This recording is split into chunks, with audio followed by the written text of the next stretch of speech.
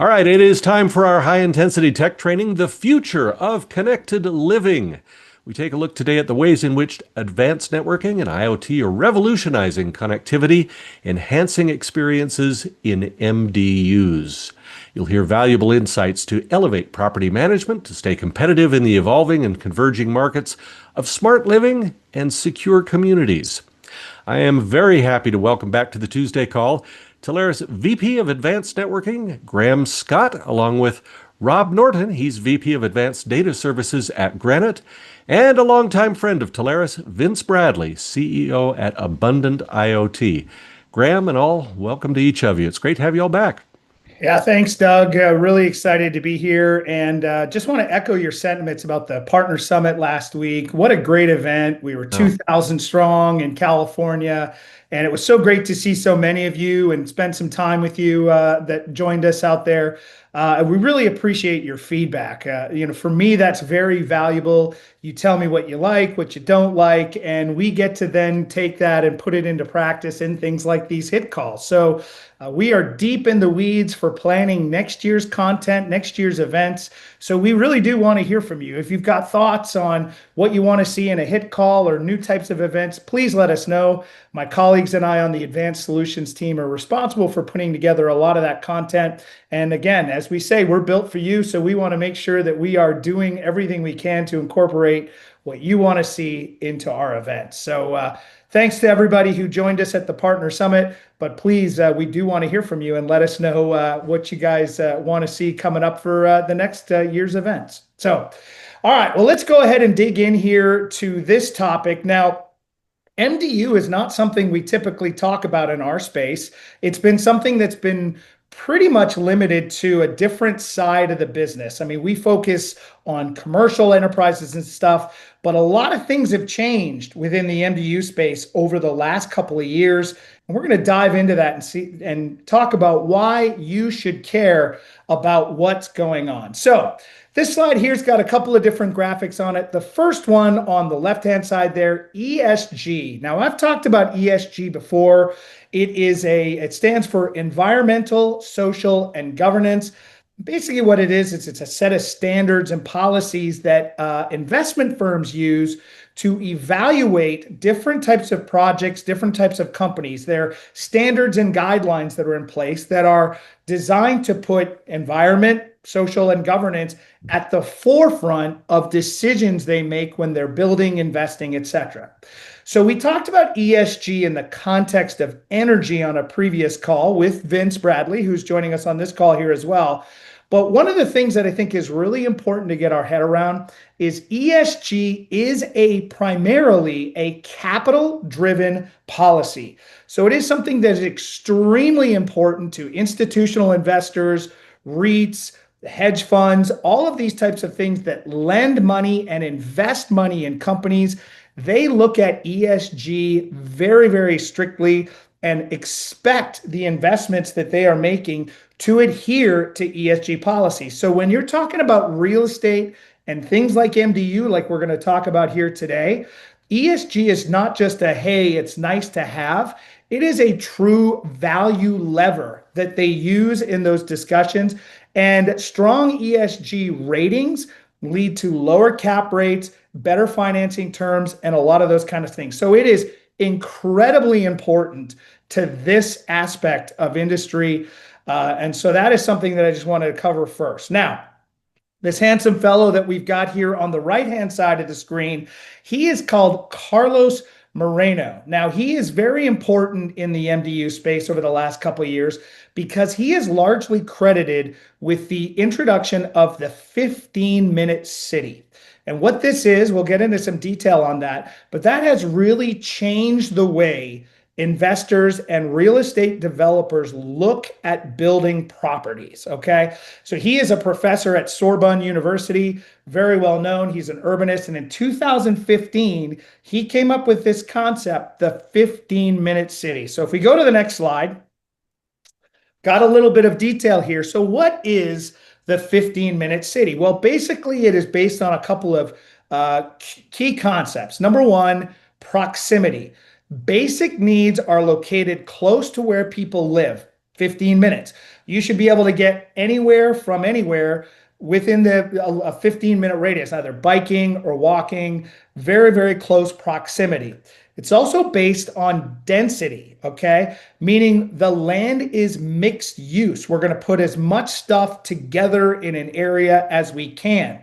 So residential, commercial, recreation, and even in some cases, education all exist within that 15-minute radius of a development.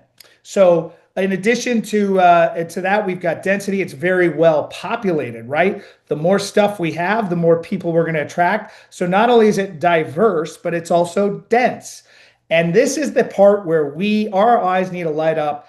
All of this is based on digital access, okay? Digital access is key for the 15-minute city because it relies a lot on remote work and education and things like telemedicine, okay? All of that requires great digital infrastructure, and that's the kind of thing that we as tech advisors help these developers with when they're putting these together. Last thing, ecological resistance. So parks, green areas, trees, a lot of these kind of things are always present in this 15-minute city concept. And that, of course, aligns with those ESG initiatives that we talked about earlier, the environmental part of that, right? The E. So let's move on to our next slide here. So because of this 15-minute city, we are seeing a lot of what we call mixed use development. And again, the concept here is we're combining commercial, residential, retail, and recreation all into one development. Now, if you guys have been paying attention, you've probably seen a lot of these things pop up around. Right now, between 50 and 60% of new developments are mixed use, meaning the majority, right? And that is growing. It has tremendously grown over the last few years. All of the developments that I see popping up in my area are all mixed use, designed to have this sort of live, eat, work, play concept all within a 15-minute radius. So the benefits, of course, really supports community living. Closer you are, the closer the proximity to all these things, the more relationships you have. This idea of building community, of building, a bunch of friendships and that kind of thing within an area, very important. Enhances things like transit access and the ability to get in there. And it aligns with those ESG objectives we talked about earlier. So a couple of examples that have been grown of these types of developments. Anybody who's been to the Avalon development in Atlanta, that's not too far from me. That's a very, very famous one. One of the most prominent ones, I think, over the last couple of years. In DC, they have the City Center. Washington, DC just built this development coming online over the last couple of years. Very, very popular. And then in Bellevue, Washington, Lincoln Square is another example. But these things are popping up all over the place. I think in my area here in Atlanta, which is a very high growth area, almost every single development that is going in is mixed use. So what does that mean for us? I mean, cool story, Graham. That's awesome. But why should I, as a tech advisor, care about all this stuff? Well, because we are bleeding all of these things together. And actually, Chandler, you can take that slide down right now. We'll get to it in a second. Because all of these things are bleeding together, the way developers look at building this digital infrastructure has changed, okay? Now, traditionally, you had your residential services over here, you had your commercial services over here, retail. They were seen as totally different and separate offerings. Well, now, all of this stuff is bleeding together, and developers are looking at one digital backbone for the entire property. And so because of that, that has created a tremendous amount of opportunity for us as tech advisors to not only advise on what they can do for those commercial properties, but that bleeds us into those residential properties as well, because they now want one solution for all of it. And we've got a number of providers that have jumped into the space. So today, what we're going to do is we're going to talk to our good friends here at Granite with a brand new product that they have released that handles that digital backbone. And then we're going to bring in Vince from Abundant IoT to talk about all the different products and services you can layer on top of that digital backbone in the IoT space. So we're going to talk about both those things. Now, before I bring Granite in here with Rob Norton, I do want to say Granite is new to this space, but we do have some other providers that have been playing in this space for a while. So Granite is got a new offering here, which I think is really exciting, and we're going to talk about. But we do have a couple of other folks that have been doing this a while as well. Smartera, Data Valet, just to name a couple. And then, of course, you've got your sort of Spectrum communities that have been playing in the channel for a little while, but their offering is different than what we're going to talk about here today. So, I'd like to bring in right now Rob Norton with Granite. Rob is the VP of Advanced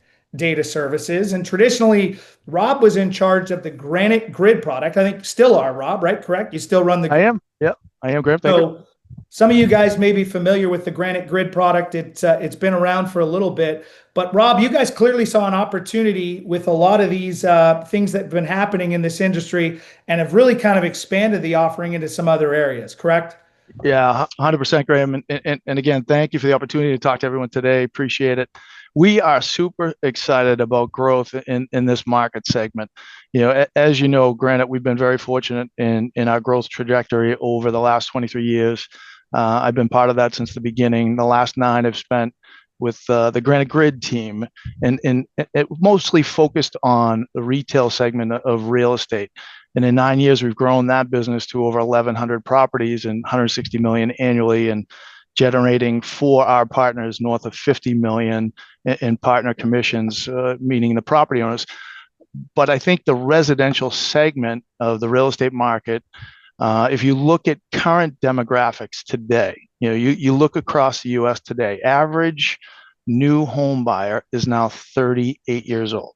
So what is that going to mean? What that's going to mean is that everyone is renting for a significant period of their professional career early on.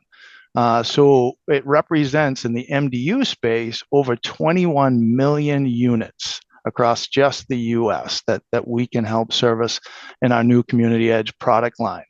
What we've seen in a short period of time and talking to, as Graham pointed, equity folks, significant property owners, of the top 10, we've had eight of the top 10 in the MDU market. We've already had significant discussions and gone to paper with a few of them. There is a huge flight to technology because of those demographics.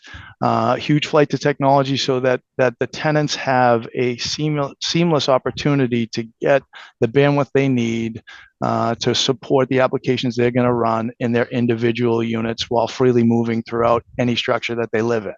But for the property owners, owning this digital infrastructure means a significant increase in the property valuation. And Graham alluded earlier, what's different about Community Edge? What's different about Granite's product? Let's go ahead and bring your slides up there for you, that'd Rob. be great. So, Thank you. Yeah, Thanks, Chandler, if you bring those up for us, and Rob, you can just kind of walk us through here. So let's talk a little bit about Community Edge and how what you guys are doing is different than what we've seen in the marketplace over the last decade or so. Yeah, and I see Eric's question. Eric, MDU is multi-dwelling units. That's the segment of the real estate market we're focused on. So I want you to think of, as advisors, I want to think of your partners who own properties that are 100 tenants or more in a structure, or if it's a garden style structure, those buildings are connected. And as you get into this, you'll understand the different types of real estate portfolios. If you wouldn't mind getting into the slides, Chandler, that'd be great. Why MDUs are moving to managed Wi-Fi. Tenants are expecting this type of technology as they move in. Again, they want something that's seamless. They want something that's open. They can move freely throughout the property.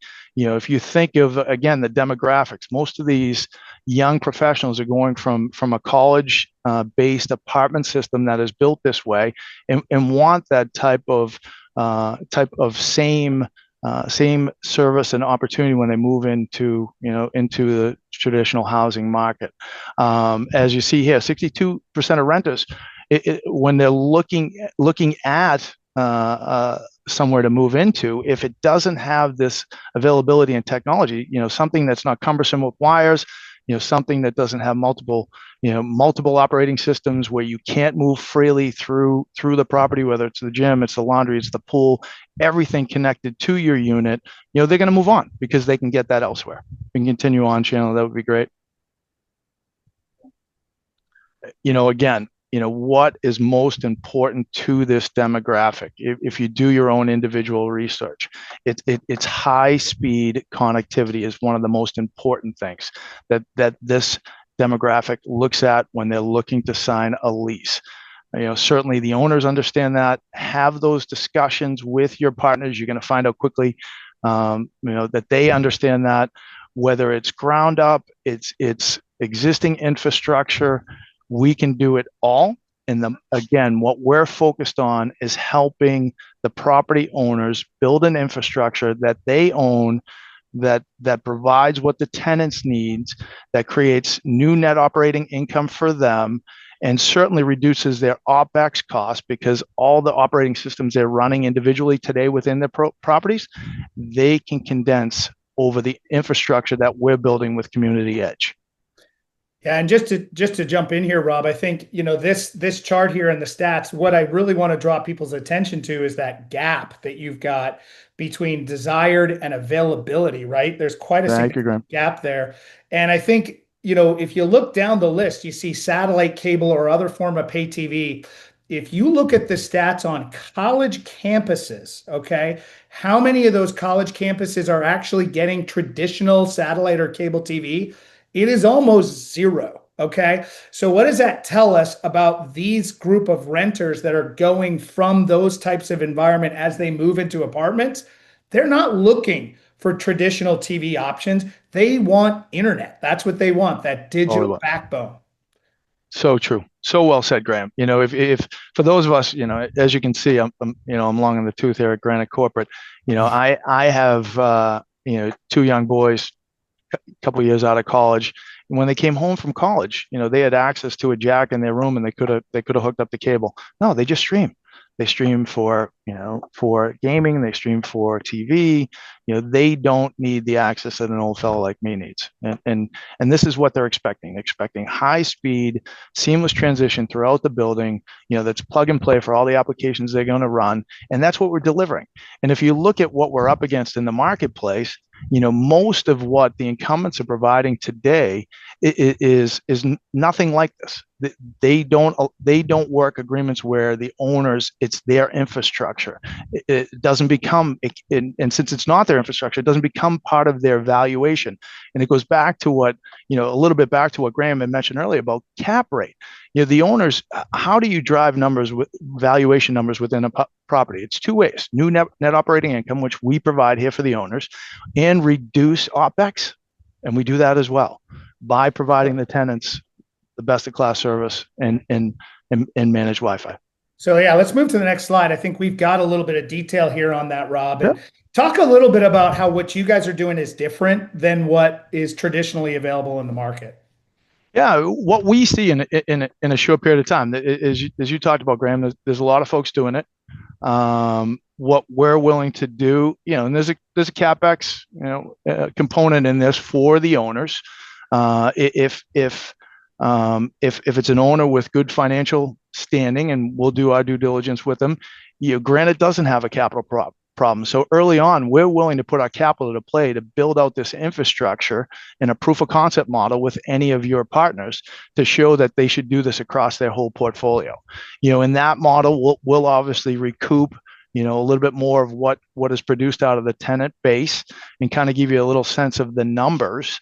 What we see across the U.S. today is that the owners will charge for this technology to the tenants anywhere from $65 per month per unit up to $120 per month per unit.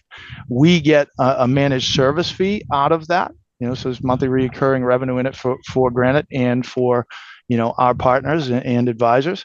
So for the property owners, again, it's new net operating income, because what the incumbents typically do is a one-time upfront or a very small percentage of the revenue driven out of the digital infrastructure that the incumbents provide. With us, it's significantly different.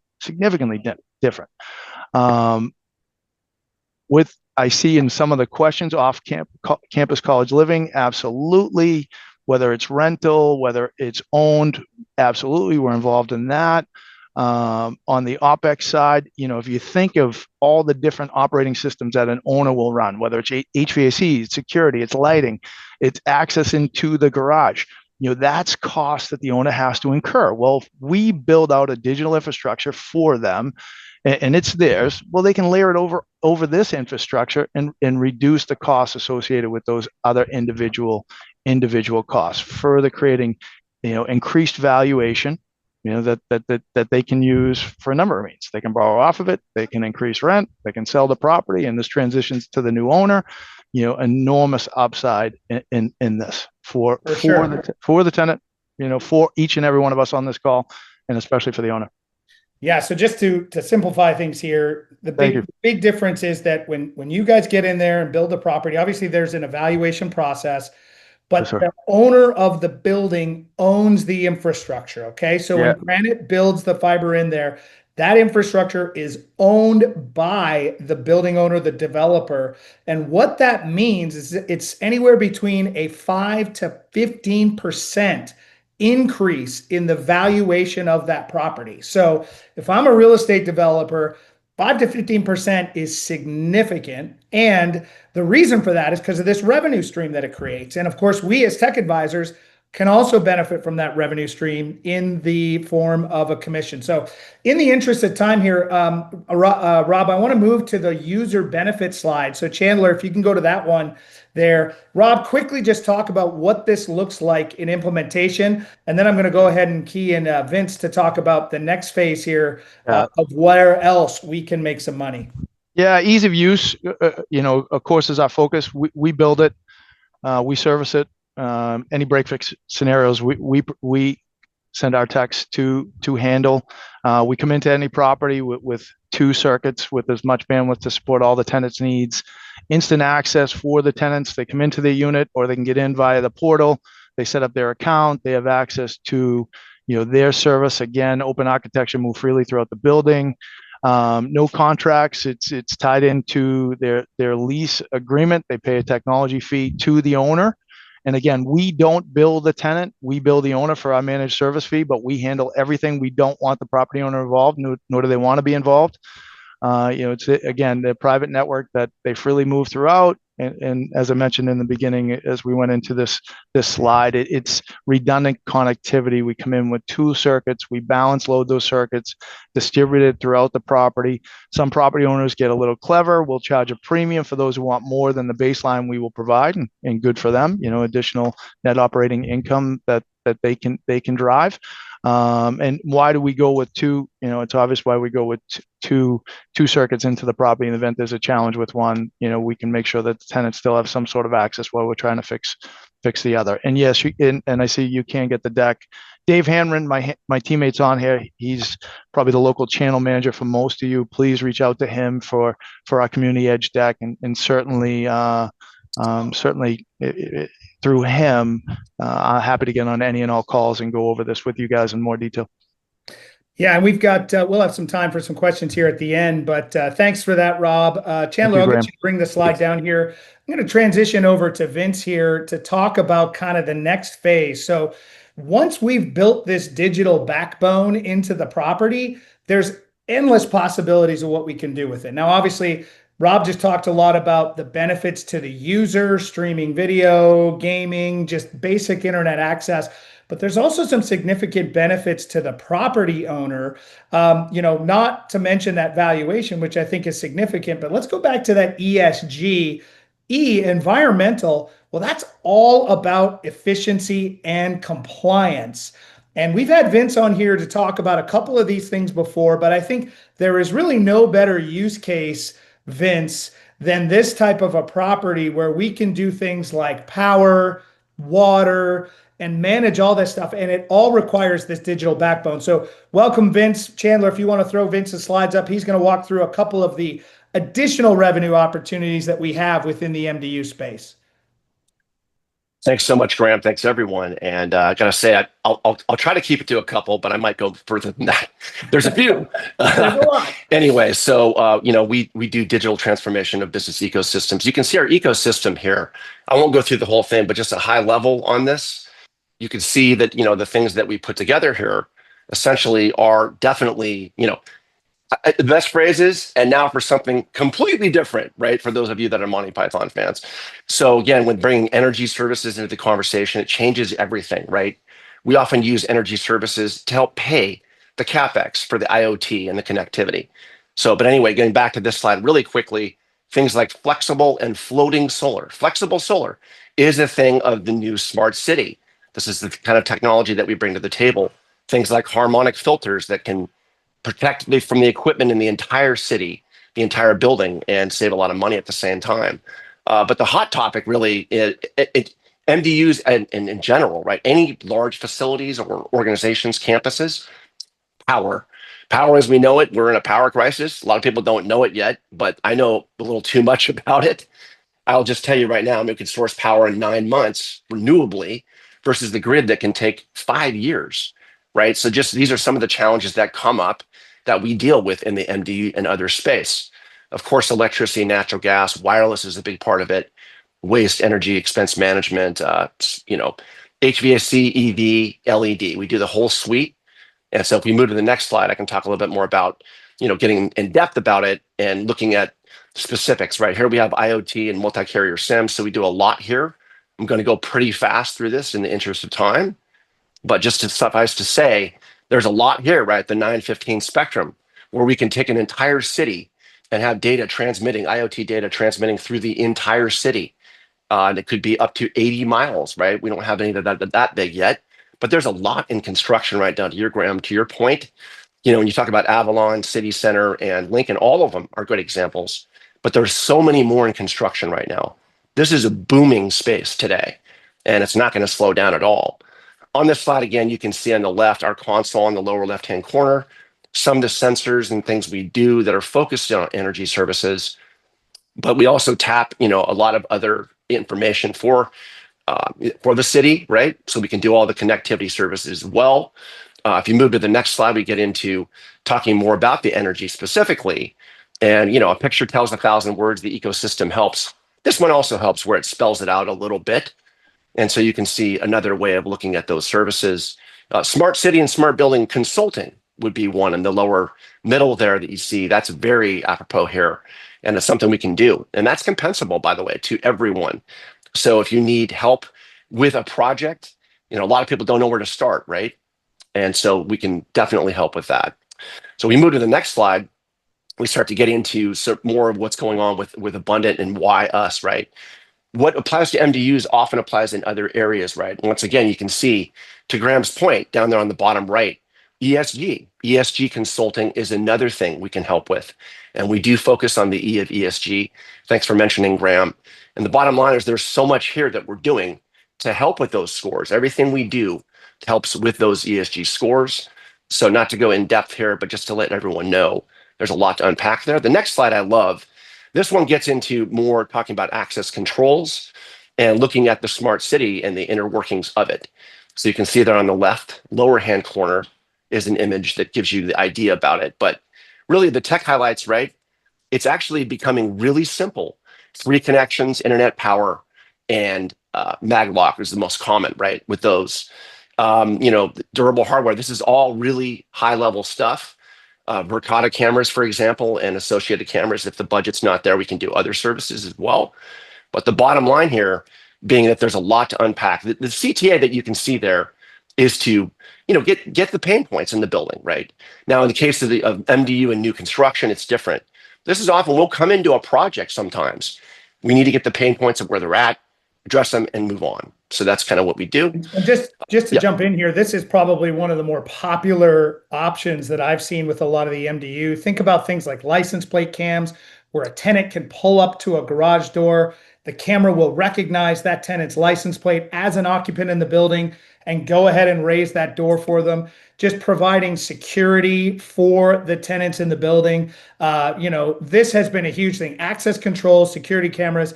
This is one of the most commonly asked for things, as well as the next one I think we've got here, Vince, is one of the more popular options that business owners are looking for. Absolutely. Well, physical security is exploding right now. And it's not really, it's sort of one of those hybrid products, right, Graham? It's IoT, but it has that high-speed data within it. So it's not really the same as like your LoRaWAN classic IoT, right? So it's a little bit different, but it's extremely popular today. And Verkada being the leader in this space, and again, we can do others as well if needed for budgetary purposes, but it's a big deal. And to your point, license plate recognition everywhere in every project we're doing today, literally is part of it. So that's one good example. Other good examples, and again, not to say that it's a concern, right? Weapons detection is also a huge one. Yeah. With egress and egress, right? It's a thing that people are looking at, making sure to address it. It's becoming the safe city too, right? That's another way to look at it.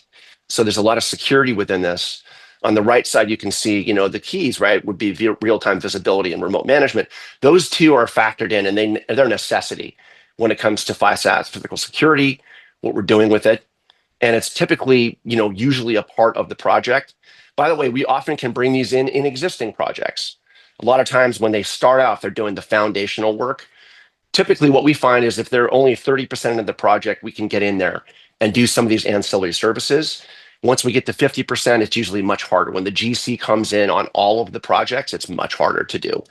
So anyway, we can move to the next slide. Yeah, so let's jump to slide 21 here. I want to give you a couple of next slide here, Chandler.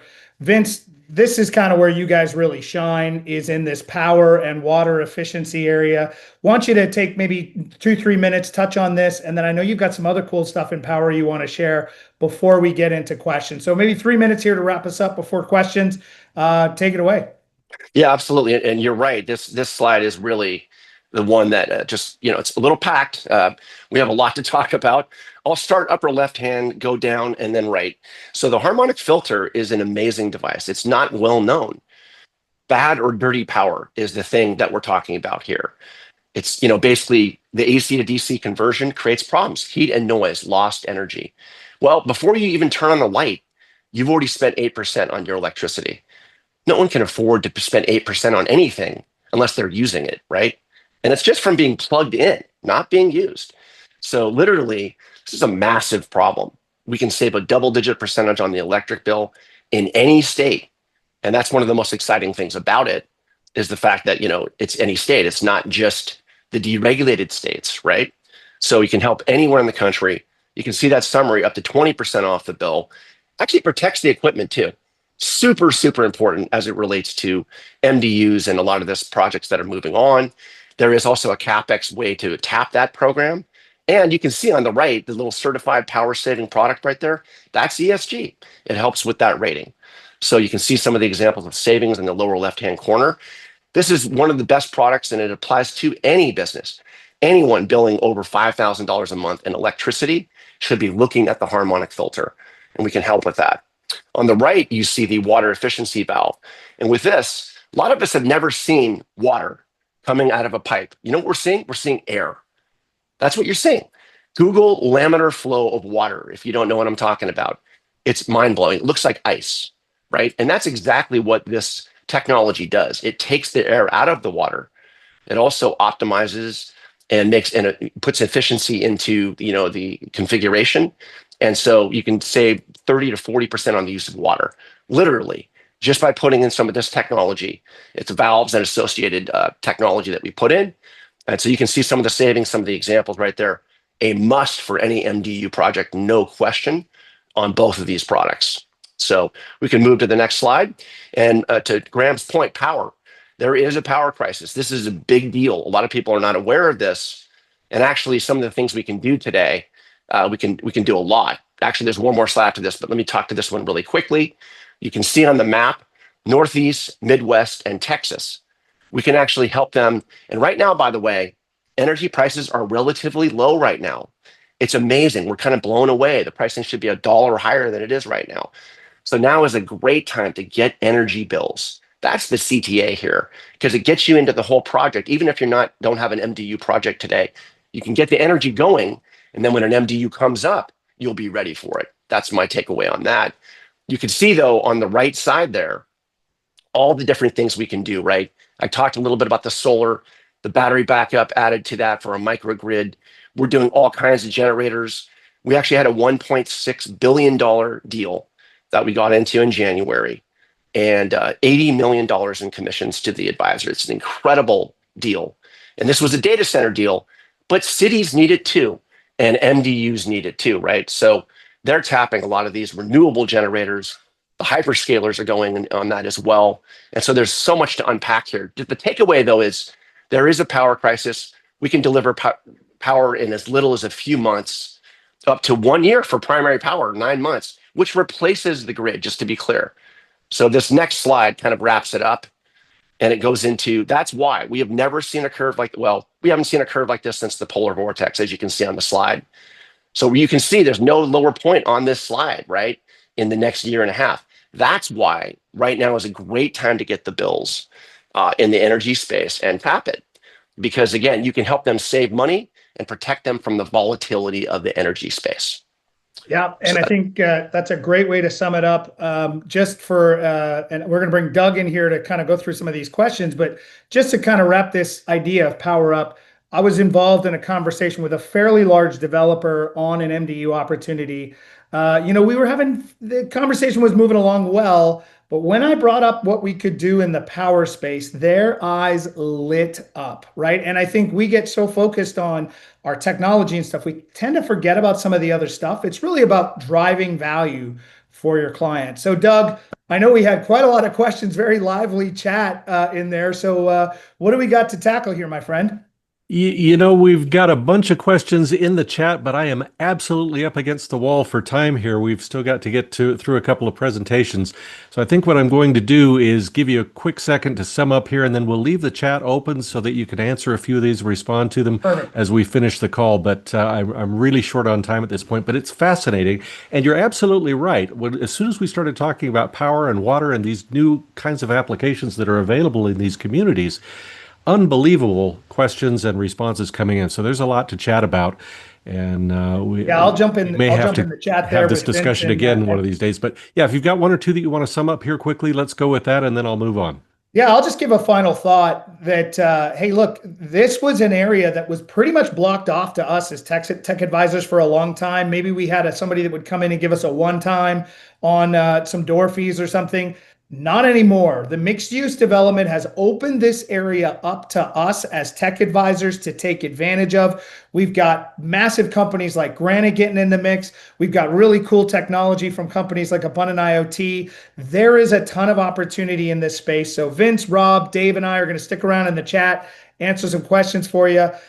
Doug, really appreciate it as always, and take it away from here.